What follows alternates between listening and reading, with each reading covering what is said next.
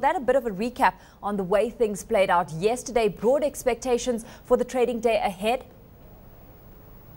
Good morning, Alicia. Yes, we had a lot of activity yesterday. The turnover was up, not surprisingly so, because we had the KPLC rights shares begin trading in the market as ordinary shares. Close to 500 million shares make their entry into the Nairobi Stock Exchange. Of course, this will affect the activity. It will affect, it will draw liquidity from other counters that shared a lot of interest. And looking on, I think we expect more activity. We expect more skewed trades in favor of the stocks expected to perform in the short term. Well, where forward pricing is, of course, dependent on how many shares were bought to be flipped and how many were bought to be tucked away for the longer term. What are you anticipating in price movement moving forward? Price movement of the stock, KPLC? Yep. Well, okay, if the first day of trading is anything to go by, I guess we may see continued growth. I think what we see now at 22 shillings may be quite a discount, considering the lowest traded yesterday was 21 shillings and 50 cents, which is about 11% down from the monthly high of 25 shillings. Looking at the kind of activity on the counter, we had about 3.6 million shillings in turnover from foreign investors, which is very little in terms of percentage compared to the 101 million shillings in terms of turnover from the locals. So looking at the stock, and if past trends are anything to go by with other rights issues, I think the price is set to appreciate in the short. When it comes to activity on the broader market, Robert, I mean, we've had traders highlighting that, it's exactly that. We've got local activity limited in the market at the moment, where we've got foreign activity dominating and likely to persist. What's your perspective on who's playing in this market at this stage? Well, it's a bit, depends on which stocks you're looking at. KPLC had local activity skewed in favor of foreign activity, but looking at the other stocks, looking at counters like Mumias Sugar Company, Kenya Commercial Bank, Equity Bank, HFCK and Barclays, we see that the foreign activity tends to be a bit higher than that of the local investors. And I think this stems from the fact that there's a lot of foreign direct investment also in the country, and there's a bullish outlook for the market.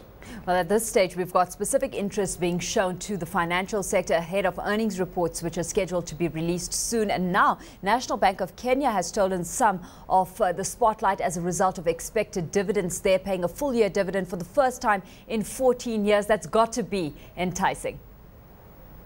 Indeed, and many are looking to get in on that.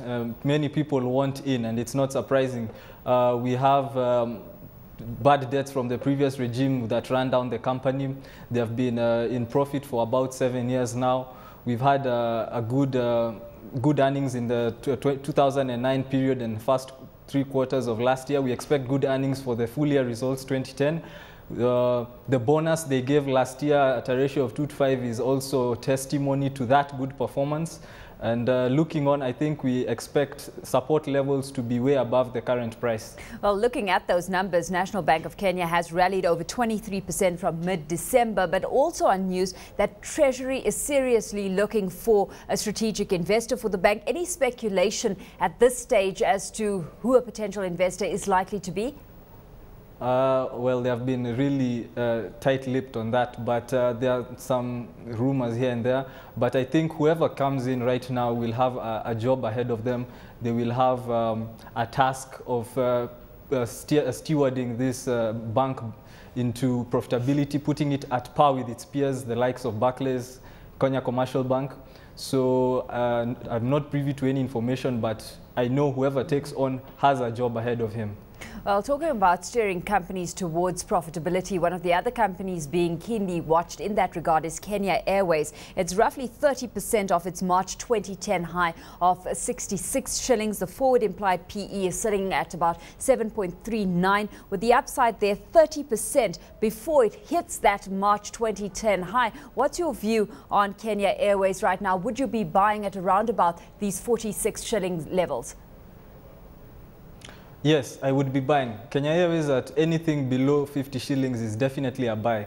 The PE is really discounted. Looking at the price earnings at about 7, 8. It's really a stock that has a lot of room for growth. Looking at the industry it finds itself in, it seems to have a dominant hand locally. We had some price cuts here and there. They tend to bully out the smaller competitors locally. And I think we've seen the tourism industry really grow. I think they're looking to tap in on that. And they've also increased their routes. They have acquired planes. So looking at the price right now, I would say it's a strong buy. And awaiting their end year results in March, I think we'll see something good.